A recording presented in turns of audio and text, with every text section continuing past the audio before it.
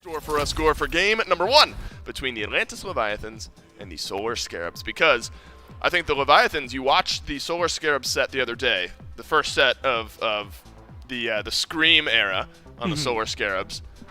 You're probably a little concerned about what Scream is able to do because he looked great. And so this is going to sound really mean, but I mean it in a nice way. No. Scream did spend a lot of time last year on the bottom team. I mean, E-United by no means was winning a ton, but Scream always looked good in spite of that. Same thing, Hurry had some really good games in spite of that. But I think this team has a lot more potential than that team. Something about E-United didn't click, but something about this Scarabs roster, at least in my mind, feels like it's going to mesh together way better. And I'm curious to see how Scream is going to bring not just the veteranship, the consistency that he's had in his play, but also his eclectic god pool. I mean, last year, we've talked about it. People were even talking to me on Twitter about it earlier today, but Bastet is suddenly an option in the SBL because Scream was the only person who played her last year. He's the only one who we've really see have this crazy success on her. And that is just a different god that all of a sudden you have to be worried about. Scream brings another god pool into the equation that I think is making the Scarabs even more of a threat.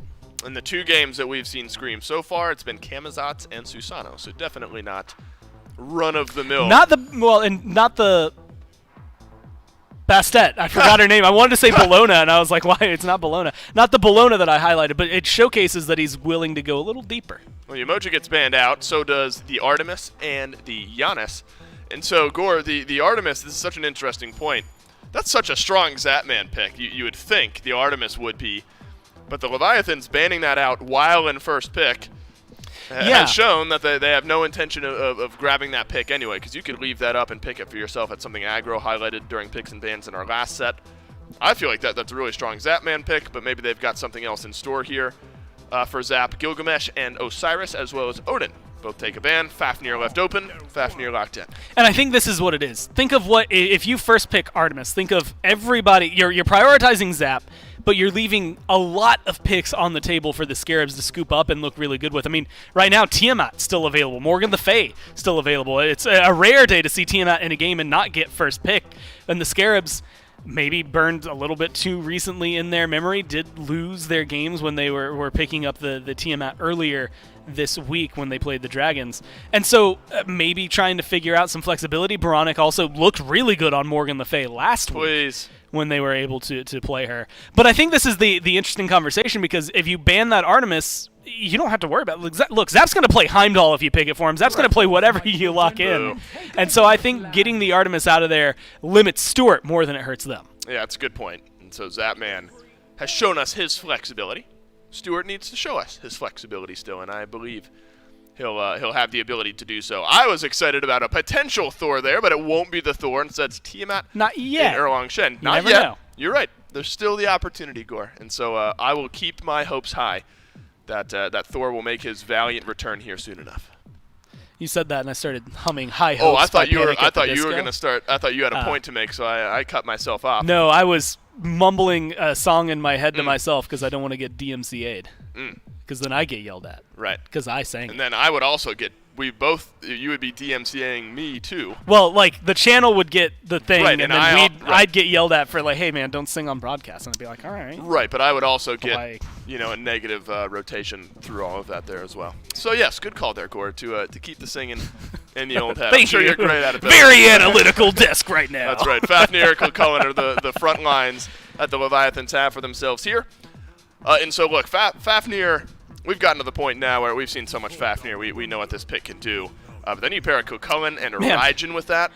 The Leviathans have gotten off to a great start here. Plenty of pressure for Julio in that lane with the Cullen pick, and then something for Shinto and the Raijin that we know he can make plays on. So it will be wild when I tell you the most picked gods for, I want to say, each of the roles for the Leviathans, because you'll never guess that Fafnir in Phase 2 has been in half of their games, first off. Rongyu has played this god more than anybody else right now. And admittedly, a lot of people get banned from him, so it's not like he has any choice. Do you have the exact number of games he's played? He's played 9 games of Fafnir.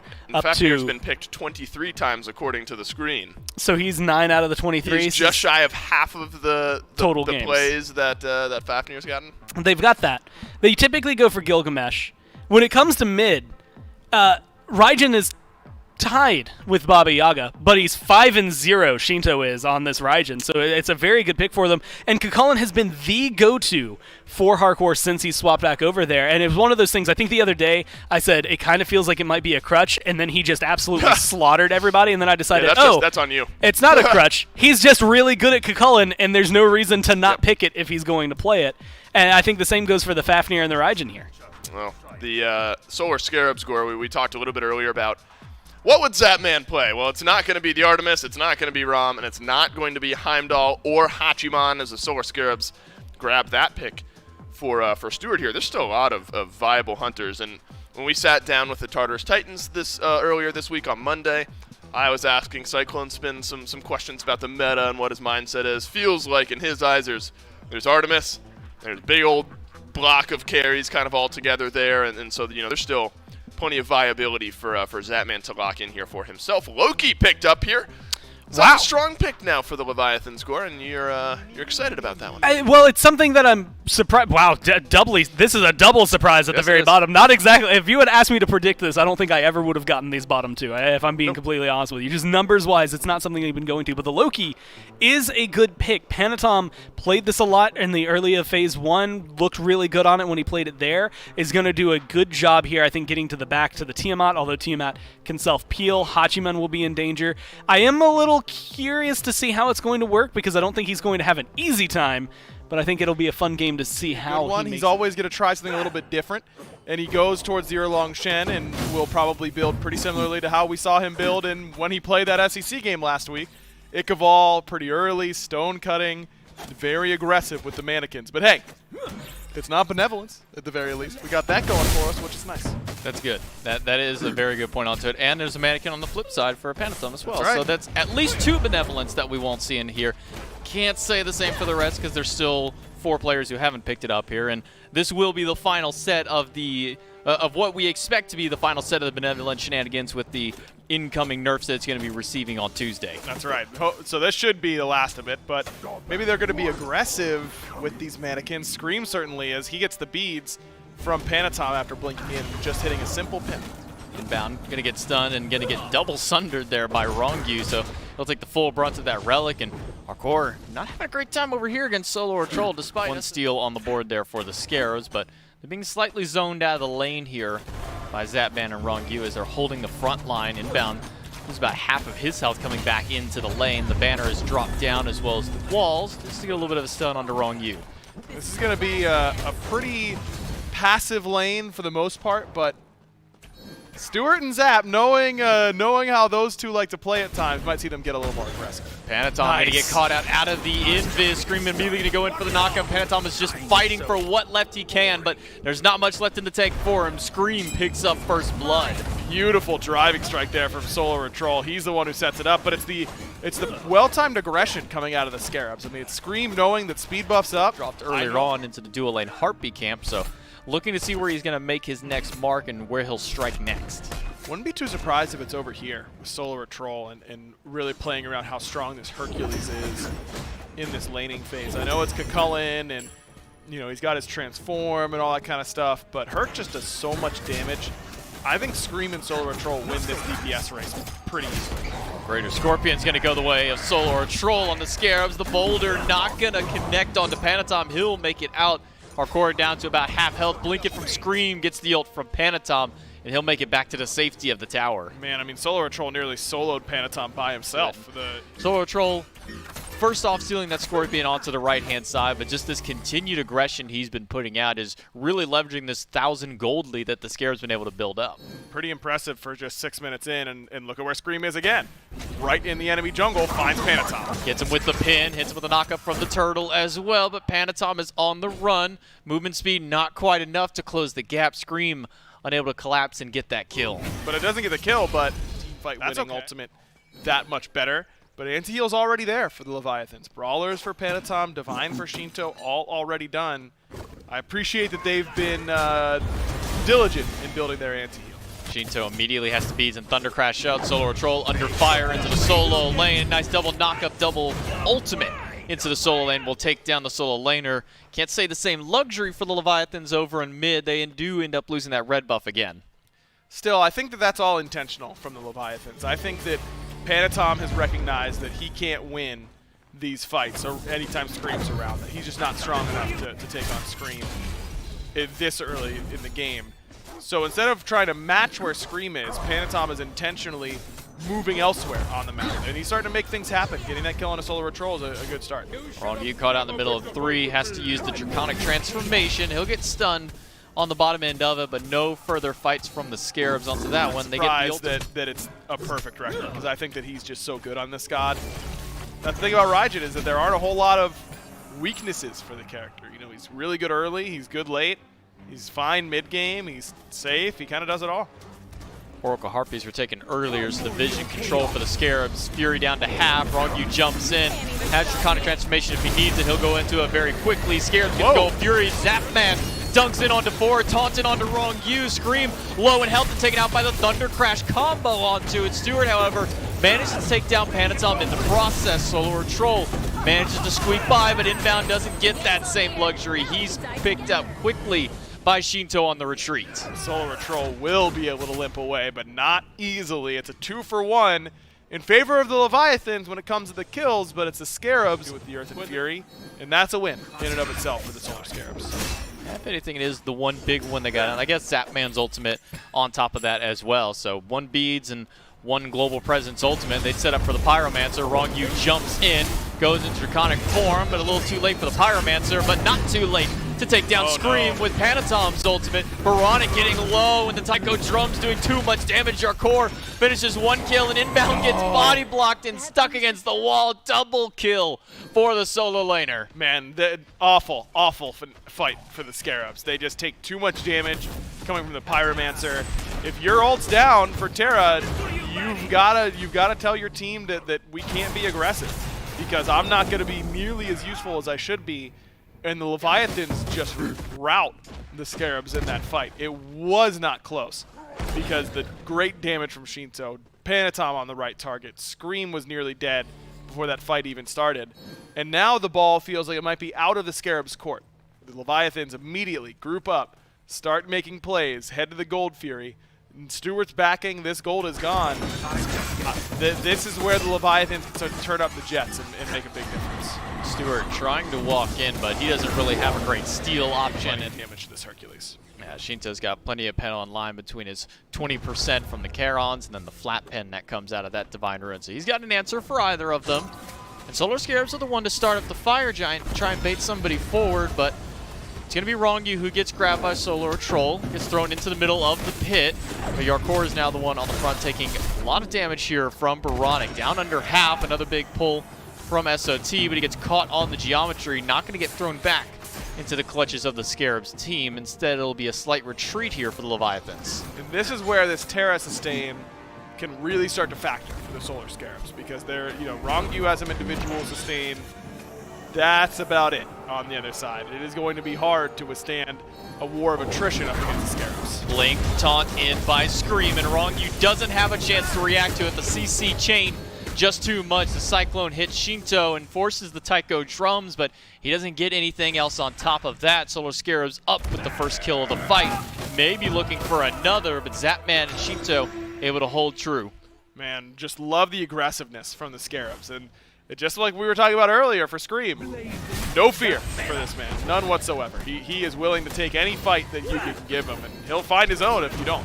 Yarkor going to dive into the Fire Giant pit as it's been started up. Immediately, the Earth and Fury comes out of Inbound, looking for any target they can. Yarkor very low, but so is Scream, as he's going to get caught out and taken out by the solo laner. Panatom and Zapman able to team up and take a couple down of their own. And now it's SOT all left alone in the pit. Rooted out by Yarkor, chased down, and the Thunder Crash will take him out of commission. Baronic, full health, full mana, sitting all alone in the backline now. Yarkor will chase him out.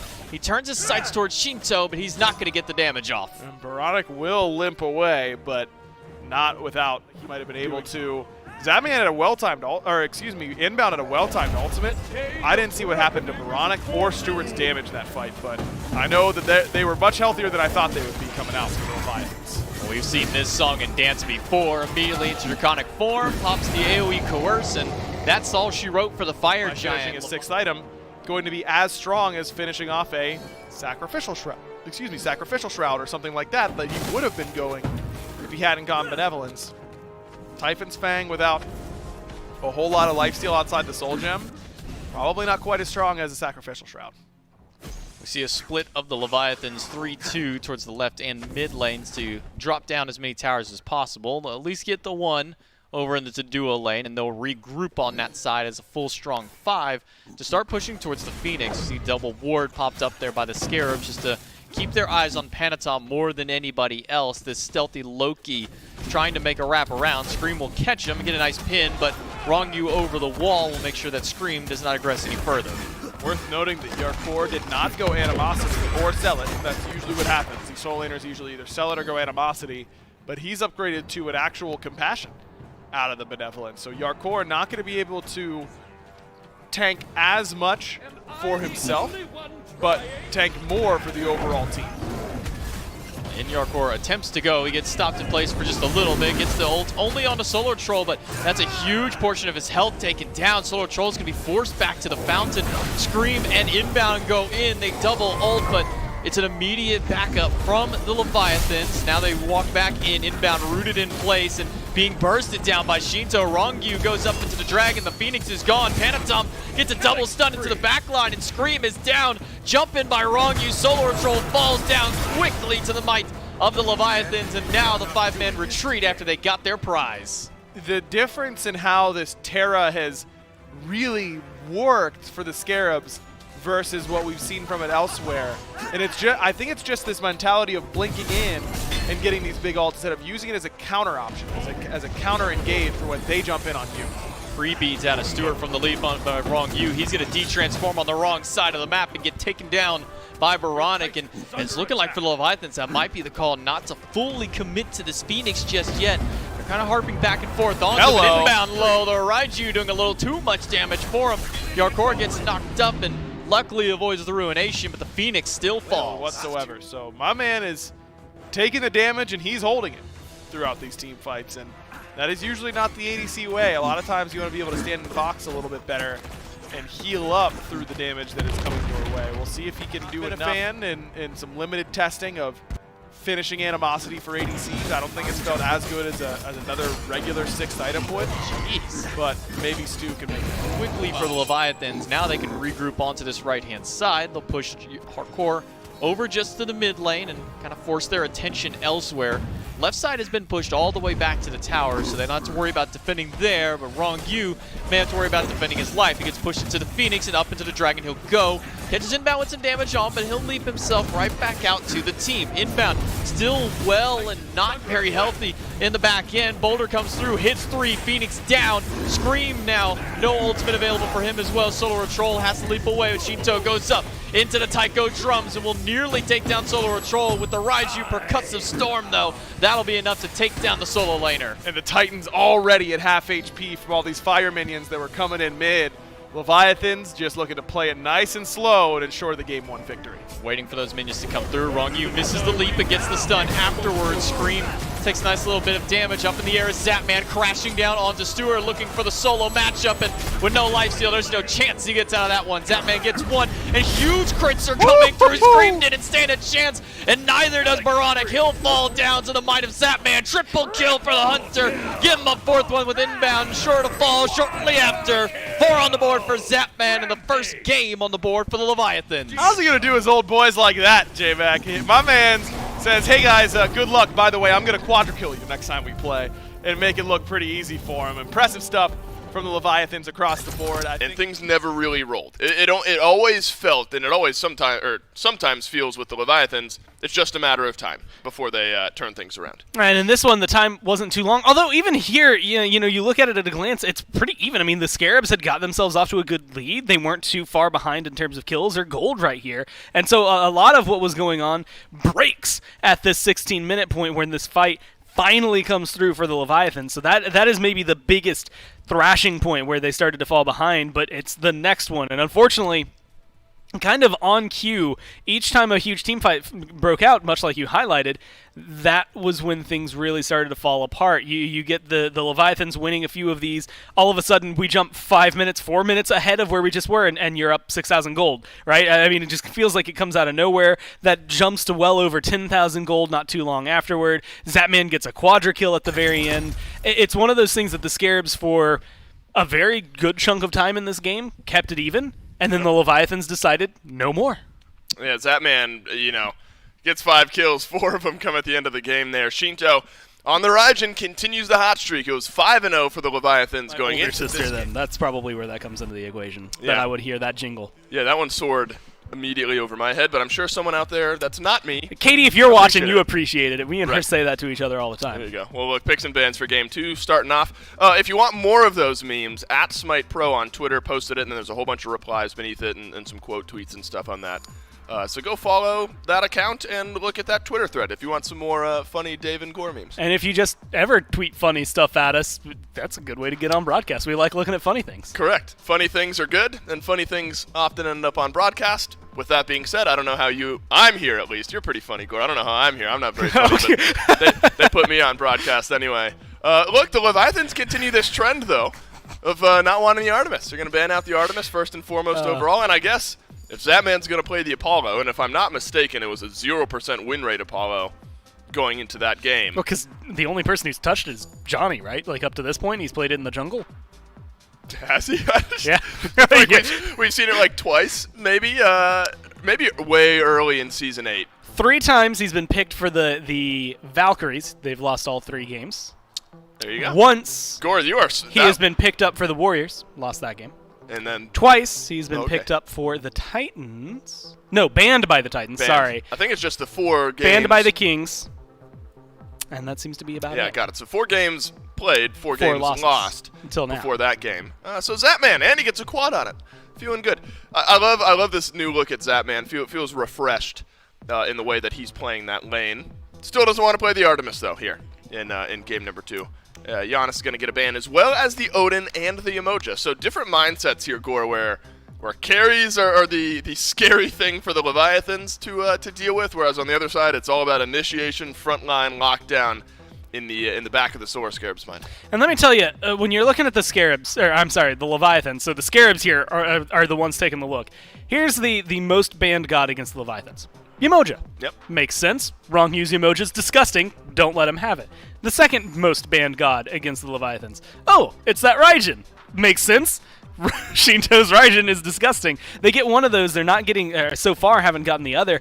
Tiamat is that third one, but of course, Tiamat makes the most sense. But this is a unique position. The Valkyries and right now the Scarabs are the only 2 teams people are willing to do this to as often as they have, which is the Leviathans don't care about first picking the Tiamat because they know even if you have this on the Scarabs, as has been illustrated by 3 games this week, it's not your win condition. It's not going to be the end-all, be-all. But the downside is, if you're the Scarabs here, you can't not pick it. If you go for Right. this, I mean, maybe you grab the Morgan Le Fay in place of it. But if you don't grab Tiamat here, then Shinto just gets Tiamat. It's a lose-lose scenario, it feels like.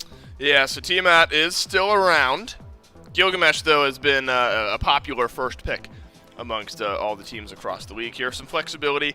Feel like, I don't know, gone are the days maybe of Gilgamesh being played in solo. I say that completely unfounded. I'm just trying to remember the last time I've seen Gilgamesh, and it just feels like it's been jungle Yeah, it's been a long time. the overwhelming majority of the time. Even still, it's like a 95-5 split at best. Right, it certainly feels that way. So that being the case, my assumption is that this is Panatom's pick here for game 2.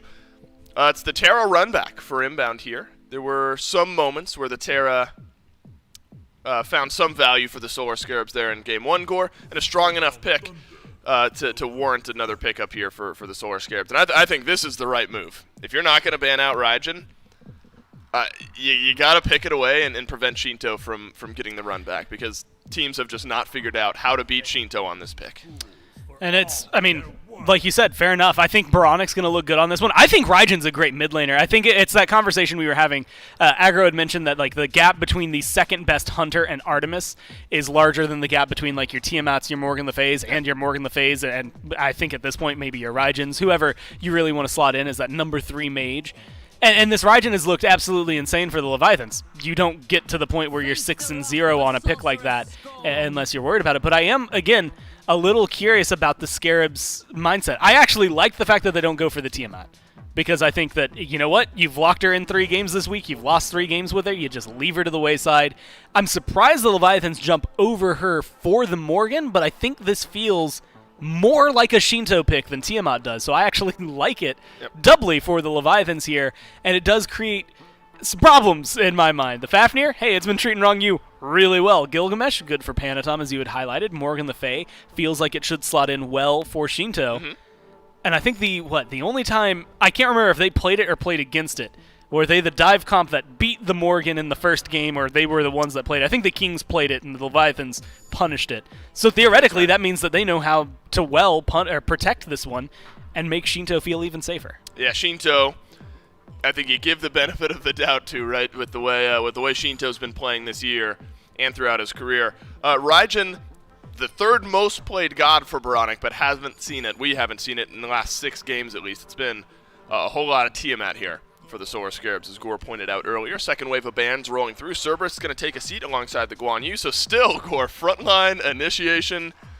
We got to get it off the table because still a support pick, or a solo lane pick to be had for the Leviathans. And honestly, Cucullin got taken away, so you stripped one thing away, but King Arthur... 79% win rate, that's wild. And you know what? A lot of that 79 is going to be on hardcore. Yeah, do you know, you might have already told me what his, how many games they've played on the Cucullin on our last desk. Yo, I got you, though. At least up to this week, they had played 3, and they've won 2 out of 3, but then this week they've played it every game until now, I think, so so giving them a couple more wins. No, they didn't play them every single game. They ended up having it not there when they played against the Valkyries, but they were against the Valkyries. I don't think they were too worried. The Solar Scarabs are kind of counter-picking not counter-picking, they're picking what the Leviathans want to play. The Raijin, the Cucullin look great for Yarkor and Shinto, and so the Solar Scarabs end up just picking those away for themselves. Heimdall as well, you could maybe make the same argument for Zapman, that Stuart looks good on Heimdall, but so does Zapman, so we're going to take the Heimdall away.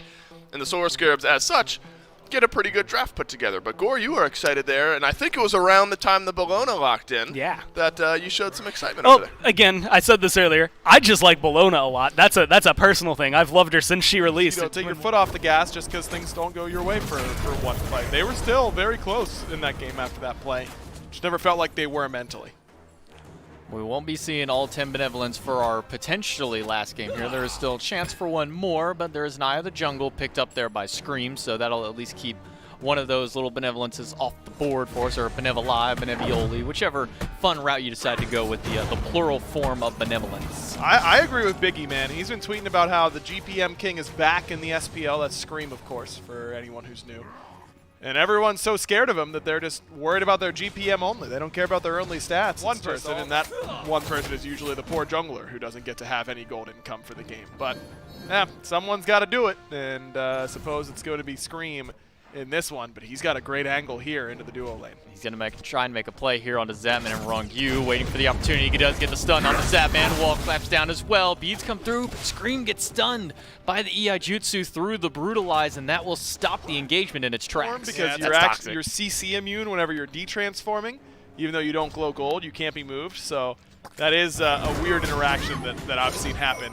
Definitely not to me. I definitely did not get totally owned by a Fafnir who did that to me, and I definitely did not embarrass myself. That was a good fight. Don't worry about it. It never happened. It absolutely never happened. Yarkor is not getting baited under this tower. Solar Troll's the one who has to dash away.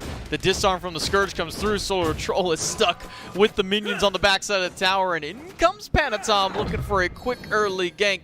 He's going to be met instantly with Solar Troll. No leap available for the solo laner. He's going to fall down. As a matter of who gets it, Yarkor going to be the one to grab it with the Scourge. I mean, I like the idea from Solar Troll. He winds up his auto attack sequence. He gets the big hit on his auto, but doesn't end up being even close to killing Yarkor. He's got to know that Yarkor has ult, and if Yarkor has ult, he's never getting hit by the fist slam, and if he's not getting hit by the fist slam, then he's not dying. And I'm probably dead for doing that, so I don't know. Well, maybe your core is dead here. A nice return kill for Scream to put another one on the board, this time for the Scarabs, getting their junglers first players kill. are using, but maybe this Fenrir skin is underrated. It was so ubiquitous for a while because it was like the jump animation so good, but maybe it's the best, and Scream's making it look good so far. We're going to go for another attempt of a gank here, this time onto Panatom, who was trying to hold the lane, and that'll be a nice and quick one, but I agree with you that no matter how many good skins Fenrir has come out with, this one throwing bananas at people, it's a great gag with it. Yeah, it's definitely the best Raijin skin because he's more upright in his ultimate. You get to like see more in this ultimate in comparison to the other ones. I'm not saying it's pay to win, but it does. I think it's more aesthetically pleasing to me, and that's why I'm using it all the time. Especially when you're throwing the bananas right down at them in that ultimate, or the barrels at them, and Scream, he's going to pick up your core, who's going to be forced to use the beads and not be able to make that one out of there. Scream picks up his third kill of the game and maybe still looking for more, but it's Panatom's ult that holds through. Dropkick takes SOT a little too far and doesn't get the stun on the back end, and because of it, Scream capitalizes and takes down Panatom. Man, so I can't believe Solo lived through that, man. So much extra HP and protection coming from that mystical mail, and it's what makes the difference.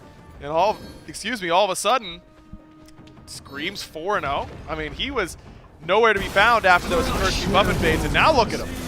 Immediately throws the Dragon Flight out and forces the ult out of Veronic, but Shinto just has a little too much damage for him. Scream going to dive onto Shinto, and the wall will be enough to help team up to take him down. Puts 5 on the board now for him. All 5, despite the 5-2 scoreline and how well their jungler is doing, it's pretty even in kills in the light.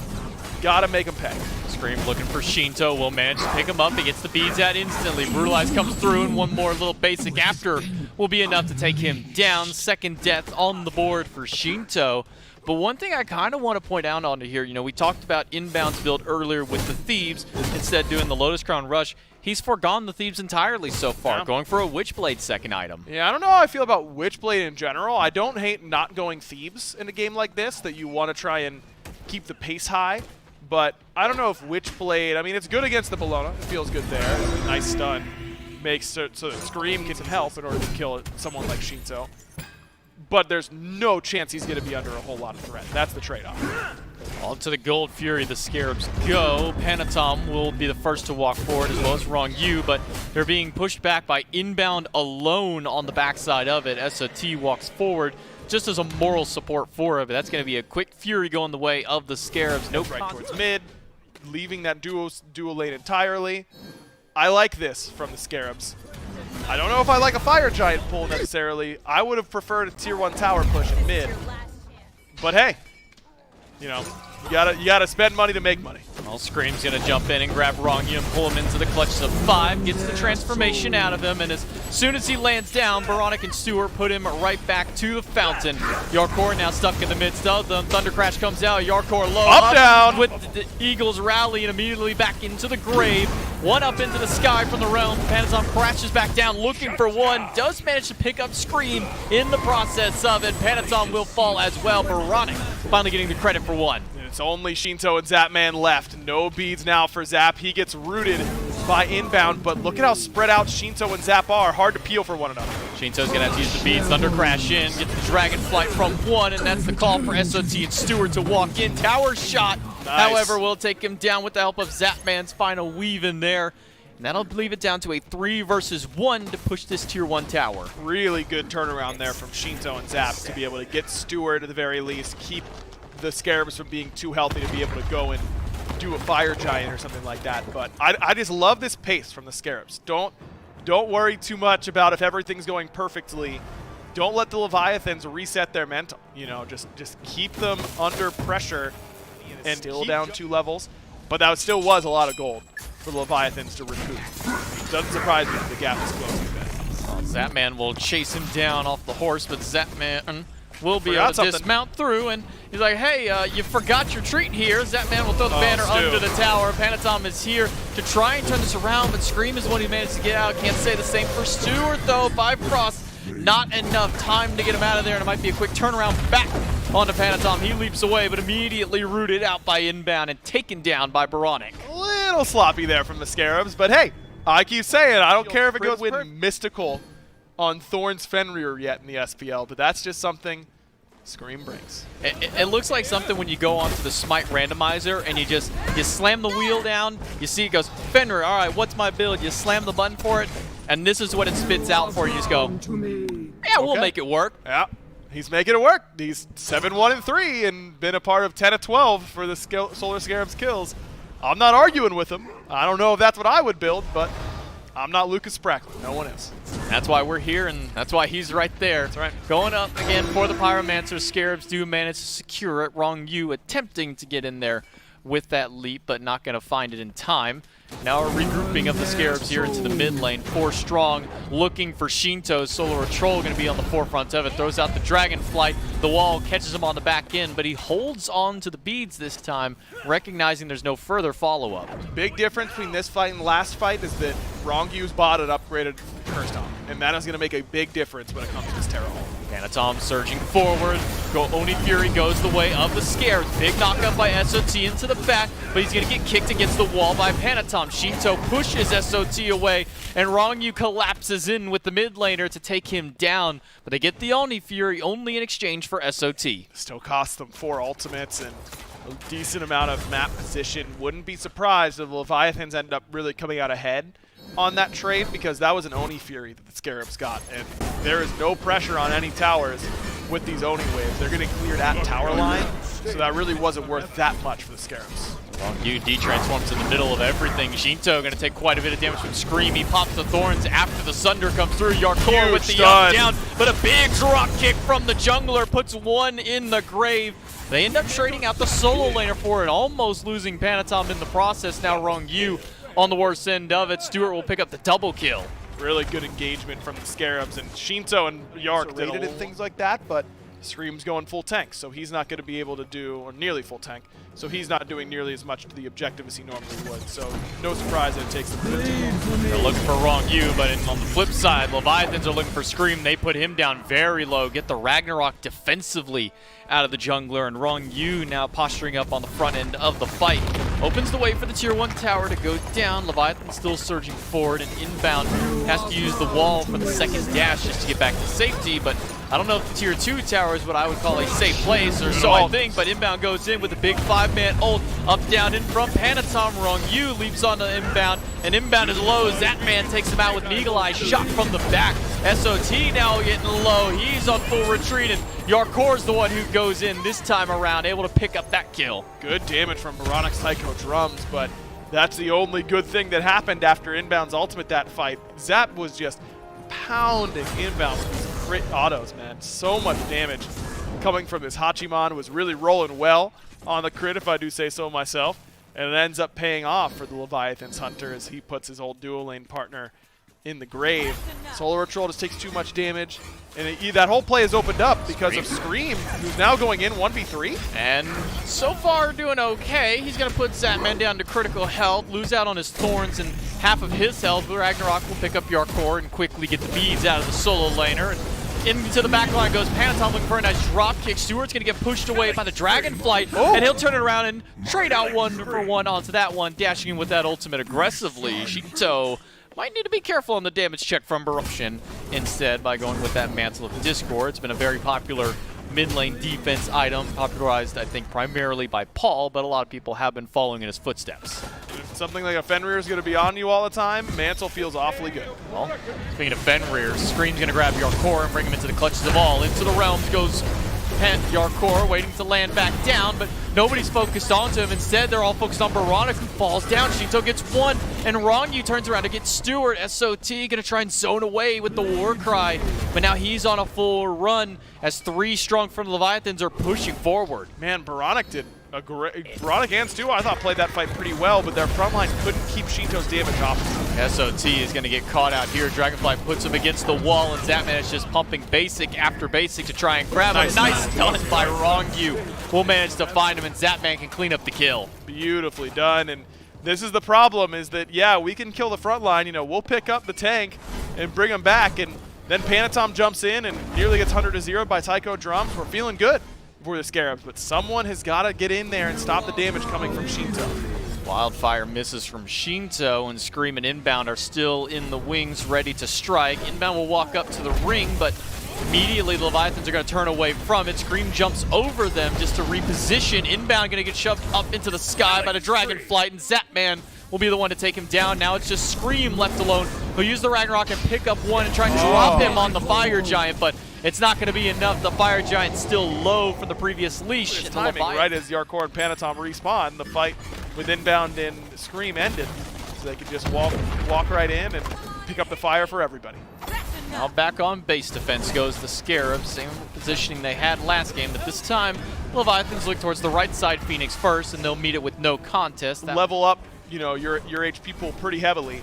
You feel that difference noticeably without it, in my mind. I don't know. I think that, you know, keep an eye on Stewart. We'll see. Maybe he can kill Yarkor and Panatom and Rongyu easy even without the extra percentage.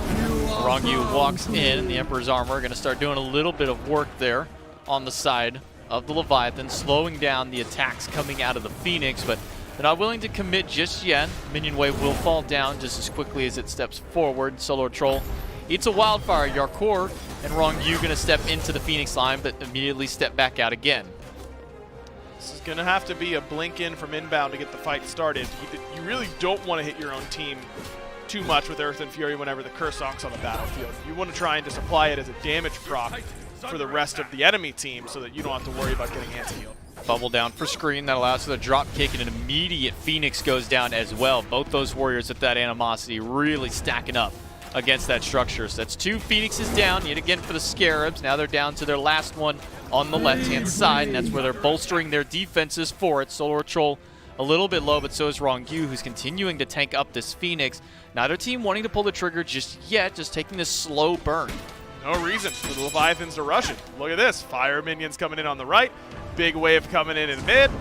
Why try and rush it? Nice and patient. SOT is going to be the first one to jump in. Gets a nice 2-man ult. Inbound, however, is at half health. Dragonflight comes through with the Sunder on top. Into the back goes Panatom and Yarkor. You're going to get one with the Through the Realms and landing right back down, but Scream jumps into the backline onto Yarkor. Taiko drums come through, but it's only on to the solo laner. Yarkor healthy enough to live through for the time. Percussive Storm and Raiju not enough to take him down. Baronic has to Aegis very early on in Thunder Crash.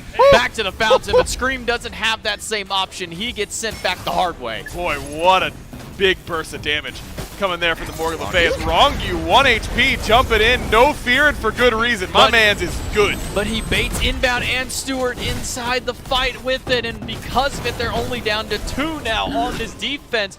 But they're able to trade one out. SOT picks up Panatom, and everybody on the Leviathan's a little bit low, but so is the Titan. The minions have been putting in some good work during the fight, and in goes the Leviathans to close this one out. I say that, and there they go. We'll finally manage to drop this one. Baronic getting one last little kill there for the Scarabs, but the Leviathans ultimately never fell super far behind.